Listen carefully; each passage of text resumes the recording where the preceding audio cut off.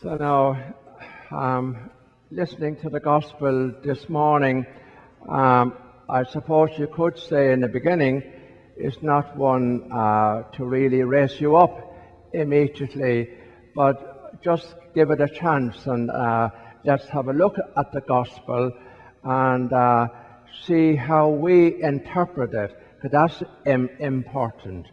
And if you keep in mind that Jesus was always in the present, always in the now.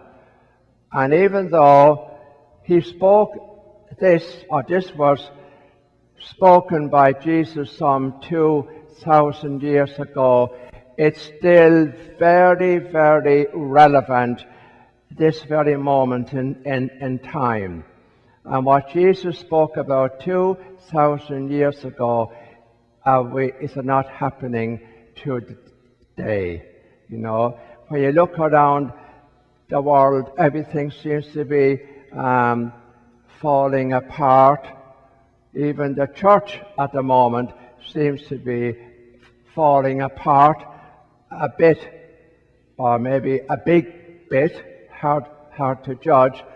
And so the danger is, like a lot of people, you can become very, very cynical. You can become very, very cynical. You can become very depressed. You can almost give up, give in. What's the point in trying? That's maybe the way some people will interpret what you see happening in the world at the moment. We never had so many refugees in the world. We never had so many people homeless, people fleeing from unjust regimes, fleeing for their lives, fleeing from hunger, trying to keep alive. And there you look at the church and all the stuff going on in the church at the moment, and we have bishops flying from one end of the country to the other, having a big meeting, and what's at the end of the meeting? Nothing. Absolutely nothing. You think, what a waste of money, flying all over the world to have a meeting, and nothing is achieved. And it's not only the church. Look at this weekend. You have all the so-called important heads of state flying into the Argentine for the G20, and some of the leaders of the world can't look at one another. They can't even be civil towards one another. You think, what is happening? What is happening? And we're taught in the gospel this morning, don't give in to the anxieties of everyday life. So, what are your anxieties at the moment? Are you living in fear? Fear of what may happen in the future. Fear of what is to come. And Jesus in the gospel this morning gives us the antidote to that cynicism and that fear. What does he tell us to do? Stand up, hold your heads erect. Stand up with dignity. And that's our calling. And if I were to ask you, what is your definition of faith? What answer would you give? Would you say, oh well, faith is about believing in God. So it's about thinking, believing. No, it's much more than that. Faith is not just about that. Faith is a very active thing. You by being here in church this morning, you're not going to help one bit out there unless you put your faith into practice. All right, it's lovely to see you here, but you must do more than that. And maybe your life revolves all around you.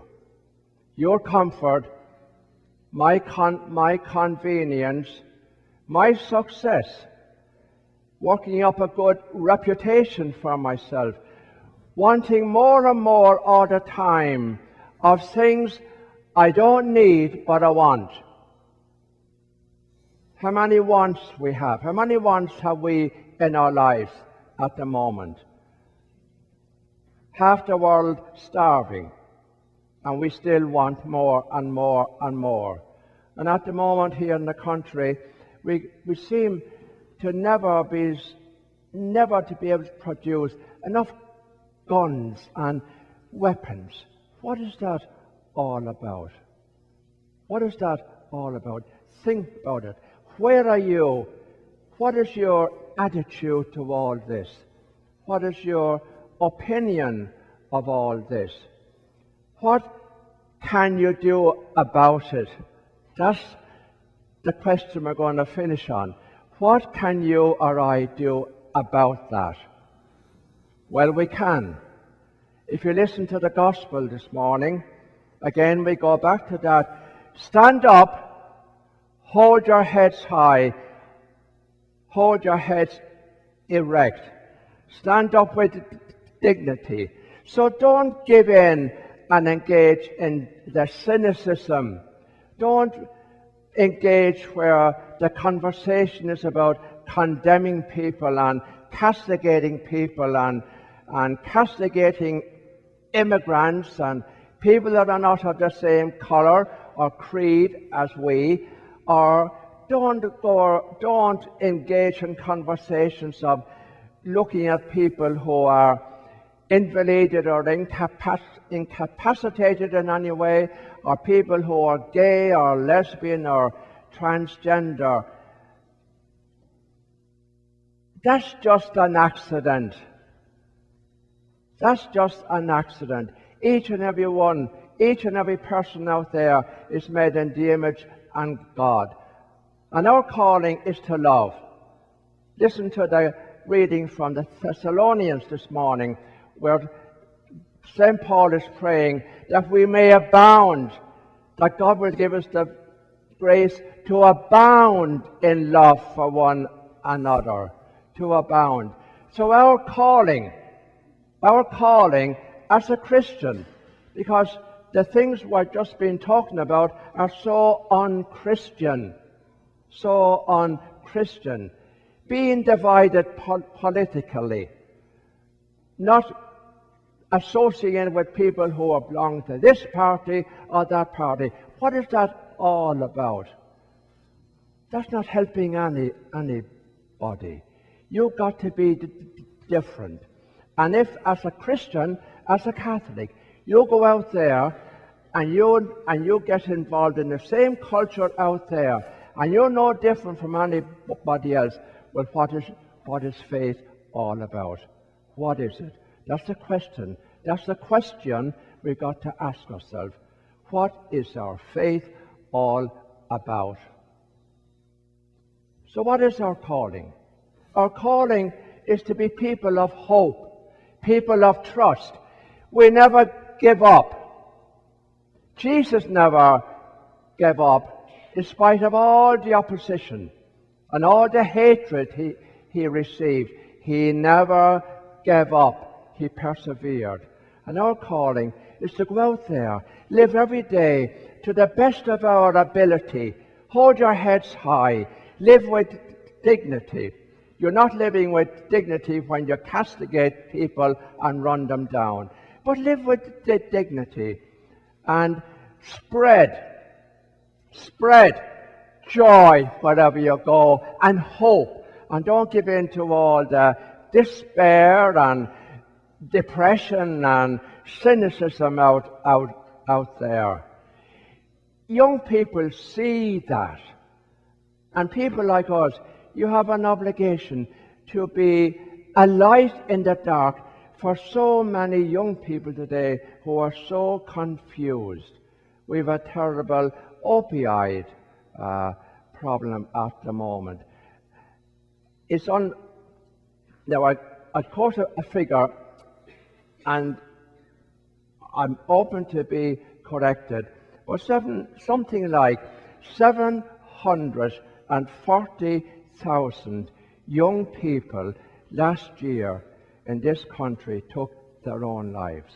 Now, why is that? Why is that? Are we not giving them hope? Are we not being a light for them? If they listen to a lot of people out there in that culture, well then, no wonder people give up on life. But we got to be different. That's our calling. You've got to be totally different. Totally different. Not a little bit, but totally. And if you live your life to the full, and you go out there and you live in joy, and you have hope, and you never lose your hope in the Lord, you don't have to worry about when the end of the world comes, because most of us won't be around when the end of the world comes.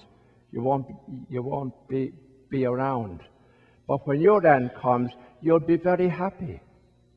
You'll be very happy.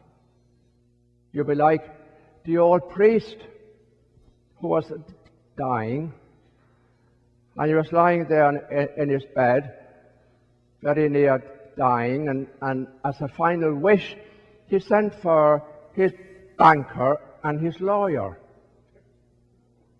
An unusual request. And so the banker and the lawyer came, and they felt very privileged that the priest would want them to come and be by his bedside as he came to the end of his life. And he was lying there on the bed, and he had the banker on one side and the lawyer on the other side. And then he reached out his hand, and he took the hand of the banker, and he took the hand of the lawyer, and we had a beatific smile on his face. And there was total silence. So eventually the banker couldn't hold any longer, and he said, "Father, why did you bestow such a wonderful privilege on us by calling us to be here with you at this time?" And the priest, with a lovely smile on his face, said, "Because," he said, "I wanted to die like Jesus."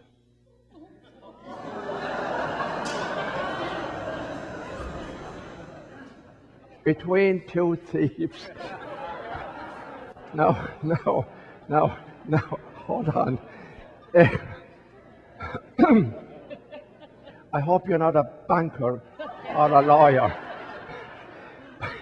If there is any banker or lawyer here, which I'm sure there is, nothing personal.